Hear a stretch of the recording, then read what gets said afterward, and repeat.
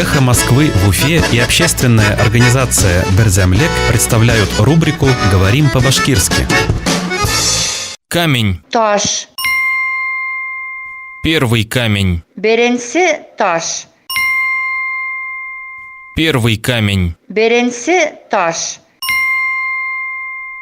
Первый камень нового моста через Белую будет заложен в день рождения Уфы. Ағиҙел аша яңы күпер нигеҙенә беренсе таш Өфөнөң тыуған көнөндә һалынасаҡ. Первый камень нового моста через Белую будет заложен в день рождения Уфы. Ағиҙел аша яңы күпер нигеҙенә беренсе таш Өфөнөң тыуған көнөндә һалынасаҡ.